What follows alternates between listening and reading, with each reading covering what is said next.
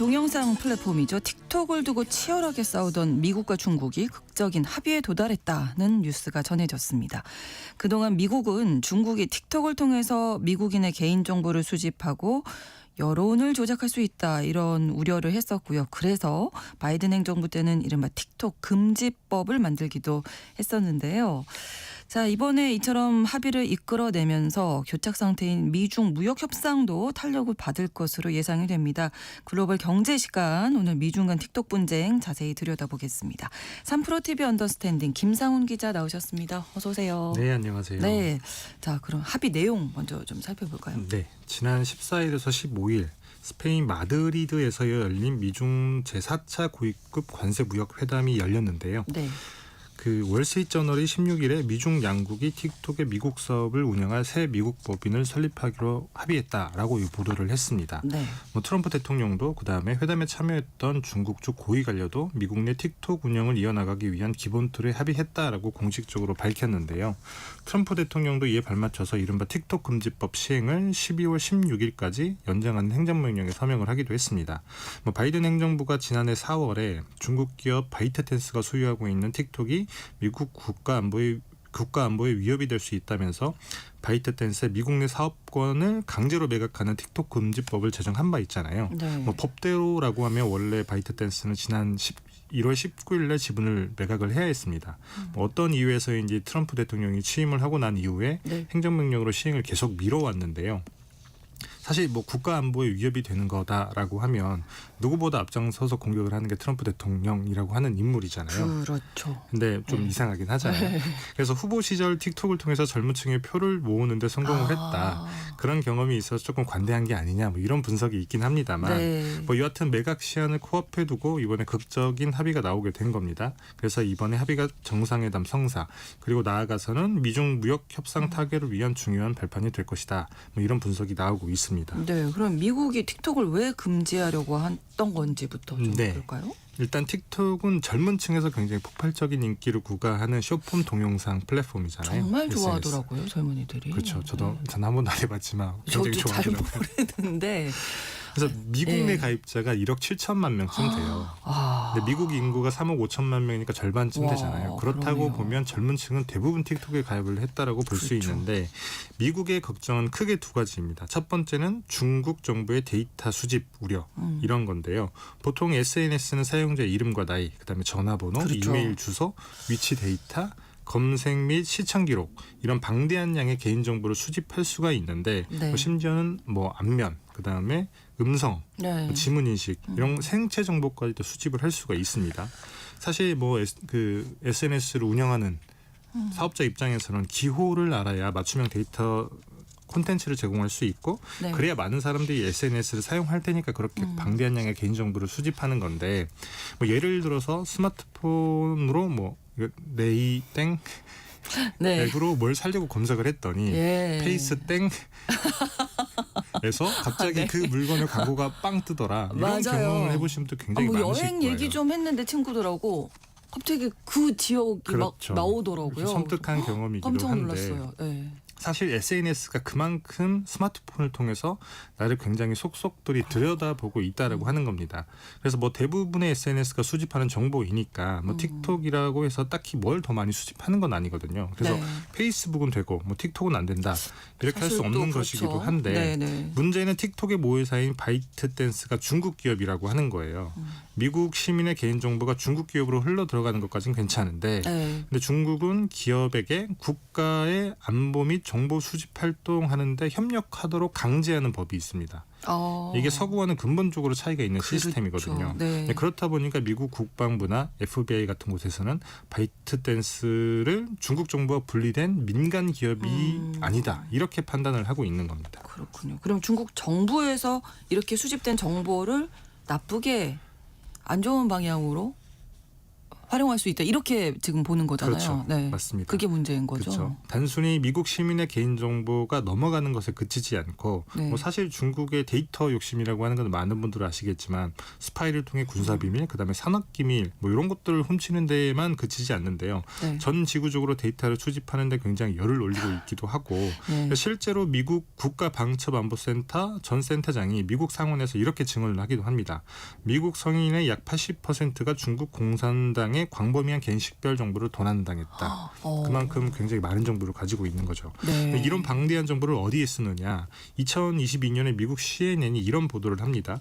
뭐 어떤 사유인지까지는 제가 정확히 기억은 안 나는데 바이트댄스가 내부 정보를 유출했을 것으로 의심이 되는 직원과 기자들 사이의 관계를 파악하기 위해서 네. 기자의 IP 주소 같은 개인 정보를 사용했다는 거예요.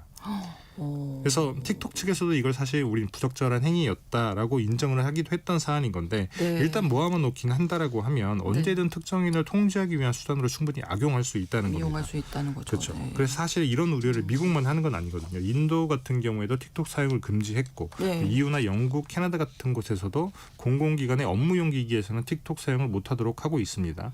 프랑스에서는 청소년의 유해 콘텐츠에 노출이 된다라면서 미성년자를 대상으로 금지하자 이런 제안이 나오기도 했습니다. 그럼 뭐 이런 데이터를 중국에 넘어가지 않게 하면 되겠네요. 네, 맞습니다. 네. 사실 뭐 단순히 개인정보를 광범위하게 수집한다라는 사실만으로는 이게 미국 국가안보 위협이 된다고? 그렇죠. 그거는 조금 과한 주장인 예. 것처럼 들리기도 하잖아요. 네. 그래서 중국 공산당이 중국 내 IT 기업을 일일이 검열하는 건 또 중국 내부에서 조금 체제를 위협하는 사람이 나올 수도 있다. 그렇기 때문에 검열을 하는 거고 그렇게 보면 사실 중국이 미국 시민 개개인의 사생활을 좀 일일이 들여다보는 거는 필요하지 않은 사안 같기도 하고요. 네. 그래도 걱정이 된다. 그러면 미국에서 수집한 데이터가 중국으로 넘어가지 않도록 하면 되는 건데 네. 때문에 틱톡 금지법의 주요 결자가 미국 내 사업을 미국 기업에게 넘기도록 그다음에 데이터가 네. 중국으로 넘어가지 않도록 하는 것이기도 합니다. 그래서 틱톡이 프로젝트 텍사스라고 하는 걸 제안을 했거든요. 네. 틱톡의 클라우드 서버를 운영하는 오라클에 미국 데이터를 보관하고 오라클이 이걸 감시하도록 하겠다라고 하는 겁니다. 네. 어떻게 보면 틱톡이 좀 양보를 한 거네요. 그렇죠. 예, 예. 그런데 왜 지금까지 이런 갈등이 계속돼 왔던 건가요? 사실 핵심 쟁점은 누가 운영권을 가지고 있느냐 그리고 서버를 어디에 두느냐는 아니기는 해요.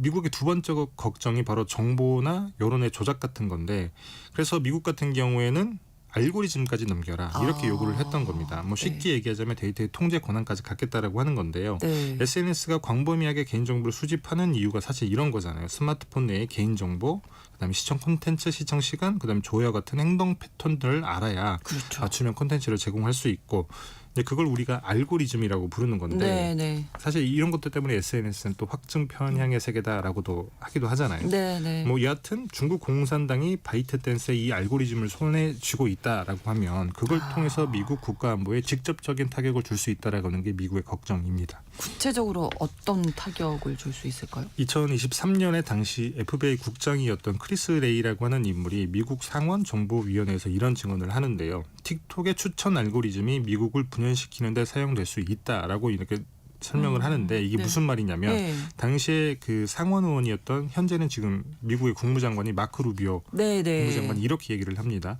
틱톡이 중국에서는 아이들에게 수학이나 과학 이런 거에 집중하도록 부추기는 영상을 주로 노출을 하는데 네. 미국에서는 아이들에게 매우 유행 콘텐츠를 보도록 부추긴다. 그래서 정보를 조작하고 사람들의 마음을 오염시키면서 수백만 명의 마음에 쓰레기를 주입할 수 있다. 이렇게 날선 비난을 합니다. 네. 실제로 중국의 여론 조작이 벌어지고 있다라고 하는 주장하는 학술 연구도 있기도 해요. 뭐 지난해 학술지에 게재된 틱톡의 정보 조작과 미국 사용자의 중국에 대한 신뢰와의 관계라고 하는 제목의 논문인데 네. 이 논문은 중국 공산당이 자기들에게 비판적인 콘텐츠를 억제하고 우호적인 서사를 증폭하는데 틱톡을 활용할 수 있다라고 분석을 합니다. 중국 공산당이 반대하거나 비판하는 해시태그 수가 실제로 인스타그램에 비해서 틱톡이 현저하게 낮다. 이게 근거였는데 네. 그래서 이 같은 보이지 않는 정보전이 오히려 노골적인 선전보다 더 위험할 수 있다라고 주장하는 논문이었습니다. 이게 은밀하게 또 이루어지는 거다 보니까 그쵸. 알지 못하는 사이에. 맞습니다. 근데 뭐 그럴 수도 있겠다 싶긴 한데 너무 좀 과도하지 않나. 너무 앞서간 걱정 아니냐라고도 생각할 뭐 수 이런 있는 생각도, 거죠. 사실 예. 미국 내부에서 그런 비판이 있기는 합니다. 물론 네. 틱톡이 그 중심 축에 있어서 조금 한쪽에 쏠려 있다라는 비판도 있긴 합니다만 네. 여하튼 이들의 주장은 이런 거예요. 알고리즘까지 내놓으라고 하는 거는 미국 수정법 1조인 표현의 자유를 너무 침해한다. 침해하려면 뭐 정부가 특정 플랫폼을 금지, 근데 틱톡 같은 걸 금지하려면 심각하고 임박한 국가 안보 위협을 증명을 해야 되는데 네. 그걸 증명할 수 없다라고 하는 게 이들의 주장이었거든요. 그래서 실제 소송까지 제기를 했고요. 네. 물론 미국 대법원에서는 틱톡 진영이 졌습니다. 이 틱톡 금지법이 틱톡의 콘텐츠를 겨냥한 게 아니라 네. 외국 적국의 통제를 겨냥한 것이기 때문에 이 법안이 합헌이다라고 하는 게 결론이었는데 국가안보 위협이 표현의 자유보다 더 중요하다라고 하는 게 대법원의 판단이었거든요. 아. 근데 그렇다 보니까 갈등이 계속돼 왔던 겁니다. 그렇군요. 그러면 이번에 이루어진 합의에서 그 알고리즘까지 넘기기로 한 건가요? 네, 맞습니다. 일단 어. 월스트리트저널 보도에 따르면 프로젝트 네. 텍사스처럼 오라클이 중심축인 미국 컨소시엄이 네. 틱톡의 미국 사업을 운영할 새 미국 법인의 지분 80%를 가져가고요. 네. 틱톡 모회사인 바이트댄스는 20% 미만의 지분을 소유하게 됩니다. 뭐 이 사회도 역시 뭐 당연히 미국 기업들이 투자를 했으니 미국 투자 기업이 주축이 될 것이고요.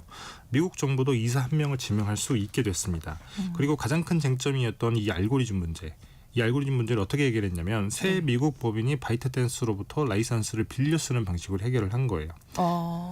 네네. 라이선스를 빌려 쓰니까 그 알고리즘을 돌리는 주체는 미국의 새 법인이 되는 거죠. 그렇죠. 그래서 미국도 이제 중국 정부가 알고리즘을 통해 통제권을 쥐고 뭐 정보나 여론을 조작할 수 있다 이런 우려를 안 할 수 있게 된 겁니다. 그렇군요. 그러면 뭐 이제 뭐 어떤 갈등이 좀 다 끝난 뭐 거가 사실 아니겠죠? 많은 분들 보셔서 아시겠지만 예. 뭐 그렇다고 아직 완전히 끝났다고 볼 수는 예. 없는 게 일단 트럼프 대통령이 오늘 19일에 이 사안을 확정하기 위해서 시진핑 중국 주석과 국가 주석과 직접 통화를 하기로 했습니다. 내일인데요. 내일입니다. 네. 그래서 뭐 사실 우리가 계속 지켜왔던 것처럼 또 언제 뒤집힐지 그러니까요. 모를 수 있는 것이고요. 네. 물론 이번 합의를 통해서 양국 모두 얻었던 게 있기는 합니다. 트럼프 대통령 같은 경우는 자국민의 걱정을 덜어냈죠. 사실 국가안보 침해에 대한 국민들의 우려는 굉장히 큰 거기 때문에 이걸 얻은 게 굉장히 큰 소득이라고도 할 수 있는데 그렇죠. 중국도 이걸 발판 삼아서 조금 교착 상태였던 무역 협상을 한 발 진전시키는 효과를 거두기도 했습니다. 네. 그래서 이런 걸 보면 과거 협상과 달리 이건 조금 번복될 가능성이 낮지 않냐 이렇게 네. 생각할 수도 있고요. 예. 다만 이번 합의 같은 경우는 미중 무역 협상의 한 챕터로 이루어졌거든요. 그렇죠. 그래서 만약에 이 협상이 깨진다라고 하면 틱톡 갈등도 다시 원점으로 돌아갈 가능성은 매우 높긴 합니다. 그래서 이걸 뭐 조금 판단할 수 있는 시금석 같은 게 우리나라 경주에서 10월에 에이펙 정상회담이 열리잖아요. 예. 트럼프 대통령과 시진핑 주석의 정상회담이 열릴 수도 있습니다. 충분히 가능한 그쵸. 얘기죠. 네. 일단 조현 외교부 장관이 17일 베이징으로 출국을 하면서 네. 시진핑 주석이 에이펙 회의 때 뭐 방한할 거다. 원칙적으로 생각을 했다. 이런 얘기를 했거든요. 네. 중국도 그렇게 버티던 틱톡을 내주면서까지 양보를 했으니까 19일 통화에서 내일 통화에서 조금 진전만이 있다라고 하면 트럼프 대통령도 시진핑 주석을 만나기 위해서 경주를 방문할 가능성이 매우 높죠. 네. 그러면 양국 협상단 같은 경우에도 그 정상회담에서 어쨌든 무역 협상을 타결하기 위해서 굉장히 열심히 뛸 테고요. 네. 그때 만약에 미중 무역 협상이 타결이 된다. 그러면 틱톡 갈등도 종지부를 찍을 수 있을 것으로 예상이 됩니다. 네. 그렇게 예상은 되는데. 그렇죠. 예. 사실 또 어떻게 될지는 모르는 거니까. 언제 뒤집힐지 알 수 없습니다. 또 이렇게 말씀을 포문을 열어 주셨기 때문에 네. 어느 정도로 보세요? 이제 이번에 좀 갈등이 정말 해결이 될 수 있을지. 일단 저는 개인적으로는 틱톡 갈등은 해결될 것이라고 봐요. 왜냐하면 미국의 가장 큰 걱정이 알고리즘이었거든요. 네, 이 네. 알고리즘으로 만약에 여론을 조작하거나 네. 정보를 조작하게 되면 네. 이게 직접적인 어떻게 보면 그렇죠. 미국 뭐 예를 들면 선거 이런 게 굉장히 큰 영향을 미칠 수 있기 때문에 실제로 본인이 그렇게 조금 뭐랄까 틱톡을 통해서 뭔가 성과를 얻었다라고 생각을 하기도 하니 미국 입장에서는 지금 그렇죠. 뭐 유리한 맞습니다. 네, 그래서 합의였고요. 실제로 중국이 알고리즘을 넘긴다. 네. 이게 뭐 보도로만 밝혀졌기 때문에 실제로 뭐 협상의 결과를 공적으로 발표한 건 아니지만 실제로 넘긴다라고 하면 요 틱톡 갈등은 아마 해결이 되지 않을까. 네. 다만 중국이 넘긴다라고 했고 실제로 약속에 옮긴다라고 하는 전제하에 그렇죠. 이 문제는 해결될 수 네. 있을 것이라고 예, 생각합니다. 그리고 그 이후에 이제 또 무역 협상이 남아 있어서 맞습니다. 둘이 협상을 하고 싶어 하기는 하는데 네. 뭔가 내주고 받는 것들이 조금 예. 그렇죠. 중국 입장에서는 최대한 덜 내주려고 할 테고 그렇죠. 미국 입장에서는 최대한 많이 받아들이려고 할 테고 다만 양국 간에 어떻게 보면 둘 다 벼랑 끝 전술을 쓰는 국가들이기 때문에 예. 좀 또 그래서 쉽지 않은 것 같습니다. 지켜봐야 되겠죠. 네. 예, 알겠습니다. 오늘 글로벌 경제 3프로 TV 언더스탠딩 김상훈 기자와 함께했습니다. 고맙습니다. 네, 감사합니다. 켈리 클락슨의 Since You've Been Gone 전해드리면서 KBS 일라디오 신성훈의 오늘 세계는 마치겠습니다. 내일 오전 11시 5분에 다시 뵙겠습니다. 고맙습니다.